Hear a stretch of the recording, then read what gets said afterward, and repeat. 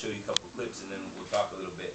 But the first place we went to was to the Amazon, to the Brazilian Amazon, and we took the actor Joaquin Phoenix with us. You guys might have seen him in Gladiator or Walk the Line. And we went there specifically to connect with this guy. This is Chief Tashka Yawanawa, who was with me yesterday actually at the UN thing I was telling you about.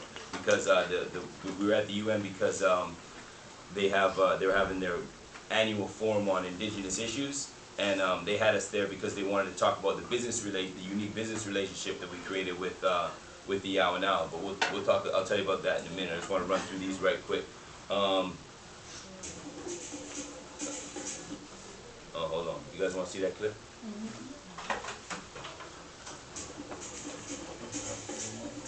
Before Tashka was chief, these traditional ceremonies were nearly extinct. Today, they're the heartbeat of the community. What happened?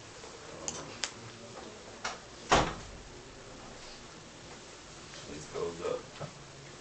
You don't know why. Technology.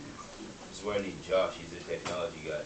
All right. So I'll just tell you a little bit about. Well, Tashka is the youngest chief in the history of the Yawanawa. He became chief when he was 26 years old, and when he came back to his community, he found his community in a very desperate time. And over the course of the next 5 years, he really revolutionized the community and did some amazing stuff. One of the things he did was, you saw that body paint they're wearing?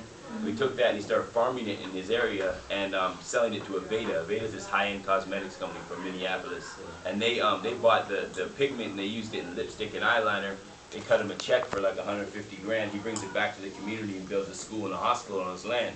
So it's this young guy being super innovative and getting like satellite DSL internet piped into the middle of the Amazon, but only having one computer so that he can be in a power position to kind of be in the driver's seat as to how he deals with the Western world, because a lot of times the relationships between indigenous communities is really dictated to us from the West as opposed to the other way around. So he's been really innovative. The next trip we went on, we stayed in Brazil. We took another Brooklynite. We took Mos Def, the rapper and actor, and we took him to meet this guy. This guy's name is MV Bill.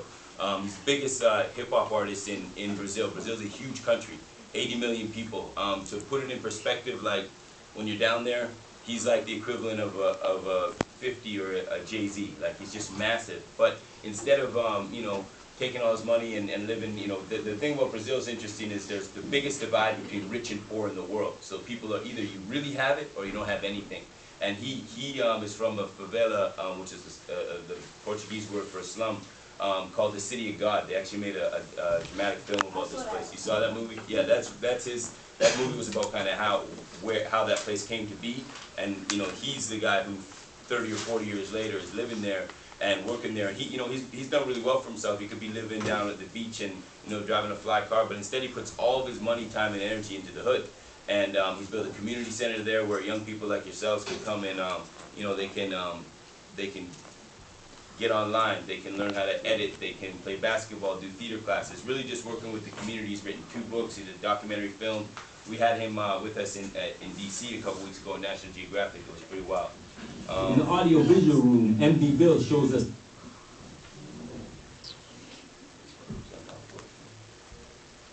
Let's see. In the audio-visual room, MV Bill shows us some clips from his documentary, and it's clear what he's working against.